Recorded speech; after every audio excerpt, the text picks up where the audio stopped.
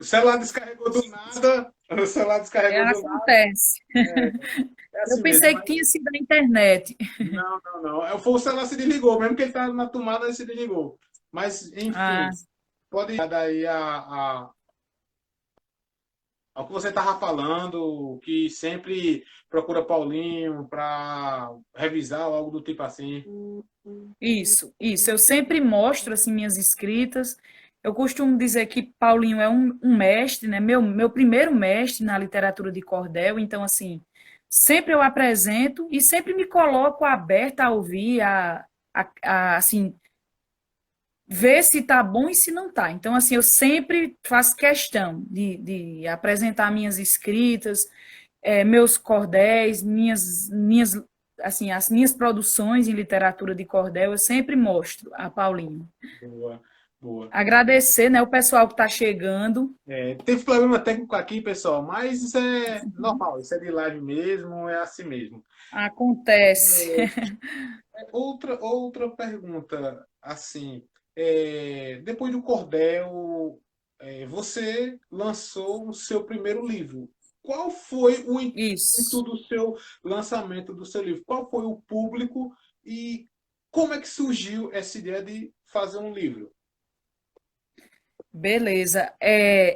Depois de estar numa trajetória de escrita, né, desde 2008, eu comecei a vislumbrar a ideia de um livro. Eu comecei a querer produzir um livro, dar um passo à frente, dar um passo a mais.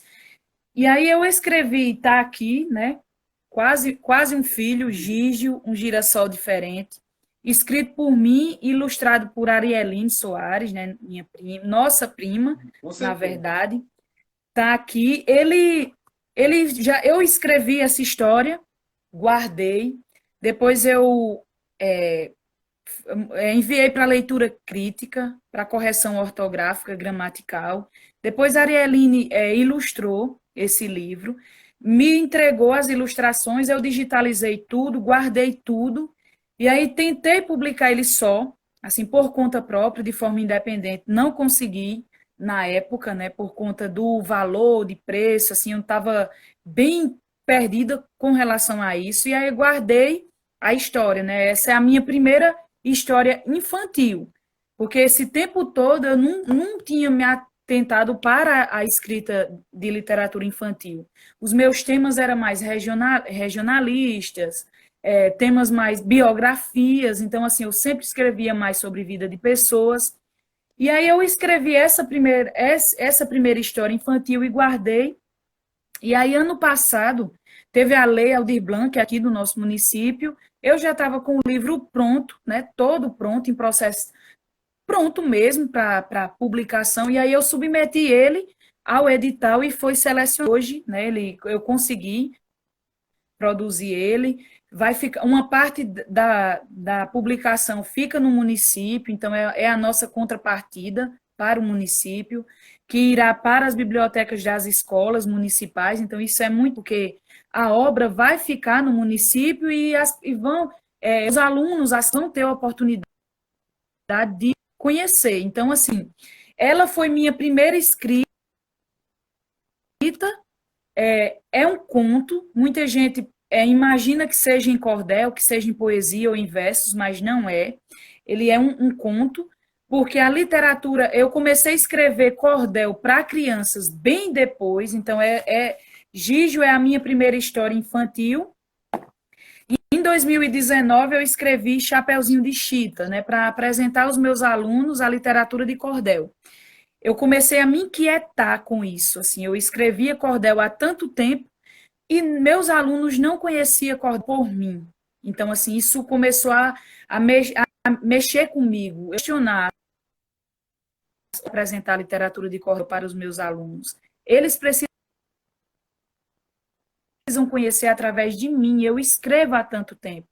E aí escrevi Chapeuzinho de Chita, né, que é todo um folheto todo em cordel, né, um folheto de cordel ilustrado, algumas ilustrações dentro dele, capa e ilustrações de Dudu Daniel Rodrigues, né, artista cabaceirense.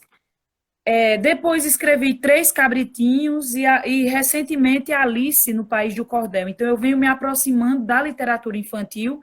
Eu acredito que pela minha experiência de sala de aula, na pedagogia, é, o contato com a infância, com as crianças, então isso, com a literatura infantil mesmo, isso vem me aproximando desse universo. Então, assim, essa escrita ela é maravilhosa. Eu gosto muito. Eu descobri isso com Gígio e aí depois em 2019. E a ideia é estar produzindo, né, para crianças mesmo.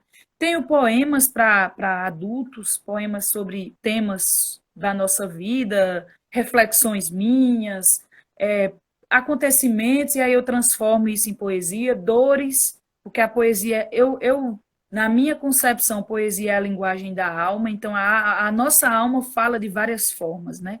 Ela fala na alegria, ela fala nas dores, na tristeza, na solidão, nos amores, então isso tudo é forma da alma se comunicar. Então eu acredito muito nisso, assim.